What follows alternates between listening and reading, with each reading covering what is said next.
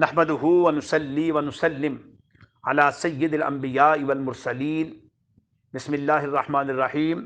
معزز خواتین و حضرات، السلام علیکم ورحمۃ اللہ وبرکاتہ۔ فہم حدیث کی آج 24ویں حدیث ہے۔ میرے آقا علیہ الصلوۃ والسلام کا فرمان عظیم ہے، اتقوا النار ولو بشق تمرہ۔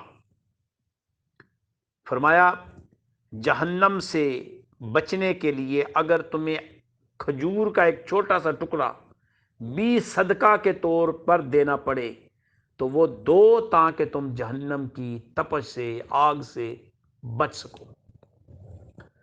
اس کا کیا مطلب ہے؟ اس کا مطلب یہ ہے کہ معمولی سی معمولی نیکی بھی تمہاری رائے گاہ نہیں جائے گی۔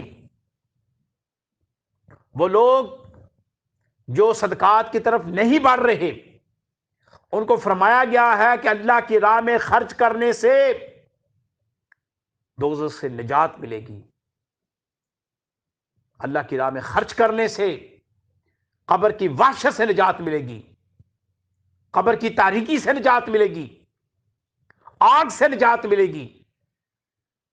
اس لیے اللہ کی راہ میں جو بھی تم خرچ کرو گے وہ درجہ صدقہ رکھتا ہے، اس کی حیثیت صدقہ ہے، اور وہ ایسا بدلہ ہے جس سے اللہ رب العزت آپ کو آگ سے بچا لے گا۔ لیکن وہ کام کون سا ہے صدقہ؟ جو اللہ کی راہ میں اللہ کے کاموں کے لیے خرچ کیا جائے۔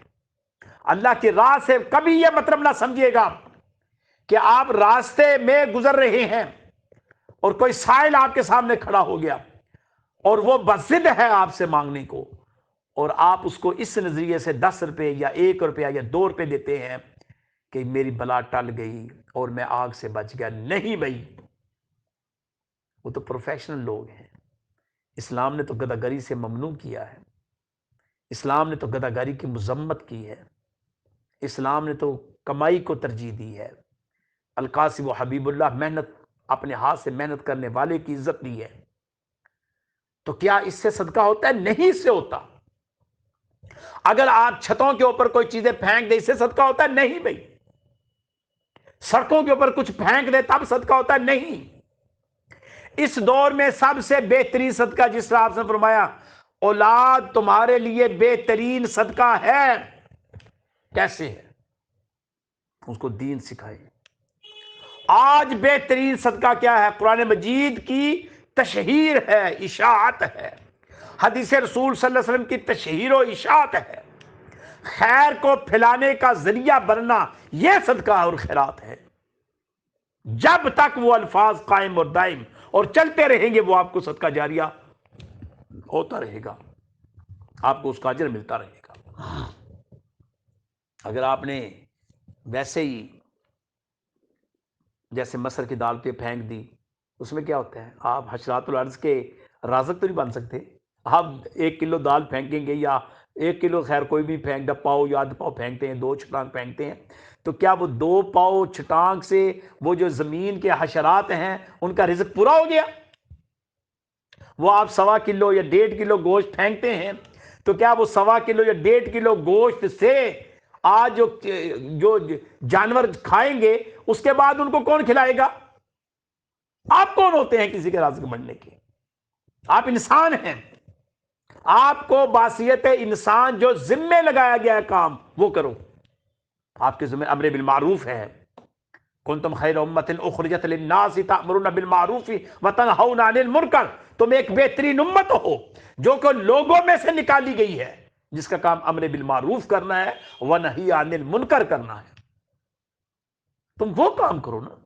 اگر تم خود نہیں کر سکتے، جو یہ کام کر رہے ہیں ان کا ساتھ دو، ان کی مدد کرو، ان کے ہاتھ مضبوط کرو، ان کے قدم مضبوط کرو، ان کے وسائل میں اضافہ کرو، ان کے ساتھ کمپنی کرو، ان کے ساتھ بیٹھو، ان کو وقت دو، ان سے پوچھو۔ کبھی ایسا ہوا ہے؟ اگر آپ ایسا کر رہے ہیں اور ایسا آپ کی کسی نہ کسی شکل میں ایفیلیشن ہے، تو آپ سمجھ لیں کہ الحمدللہ اللہ نے ہمیں قبول کر رکھا ہے۔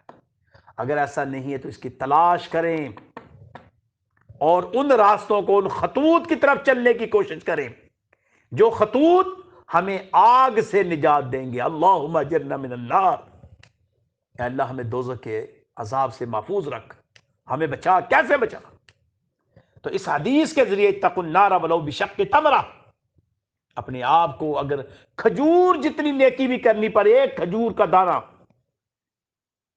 اس کے ذریعے، اس کے برابر یا اس کے ذریعے بھی نیکی کرنی پڑے تو آپ پیچھے نہ ہٹنا. اس کے ذریعے بھی اللہ کی راہ میں خرچ کرنا پڑے.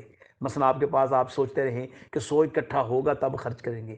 ممکن ہے آپ 10 روپے دیں، آپ کو آئندہ 100 مل جائے، پھر آپ 100 دیں آپ کو 1000 مل جائے، پھر آپ 1000 دیں آپ کو 1,00,000 مل جائے، پھر آپ 1,00,000 دیں آپ کو 10 لاکھ، اس طرح کرتے جائیں. ہوتا یہ ہے کہ آپ کی میجرمنٹ وہی رہتی ہے 10 روپے والی یا 100 روپے والی، اور آپ اس کا ریٹرن مانگتے ہیں ہزاروں کی شکل میں. اور جب دوسروں کو دیکھتے ہیں کہ ان کو ہزاروں کا جی اللہ تعالیٰ ان کے انعام دے رہا ہے، تو آپ یہ بھول جاتے ہیں کہ شاید ان کا جو کام ہے وہ ہم سے کئی زیادہ کرنے کا ہے. یہ تو انویسٹمنٹ ہے بھائی، یہ تو اللہ کی راہ میں انویسٹمنٹ ہے. جتنی بڑی انویسٹمنٹ ہوگی اتنا بڑا نفع ہوگا. جتنا بڑا آپ اس کے اوپر انویسٹ کریں گے اتنی بڑی آپ کو ریٹرن ملے گی.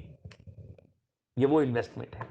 اللہ تعالیٰ سے دعا ہے کہ اللہ پاک سمجھنے کی توفیق عطا فرمائے. آمین. وآخر دعوانا ان الحمدللہ رب العالمین. صلی اللہ علیہ حبیبہ محمد وآلہ وسلم.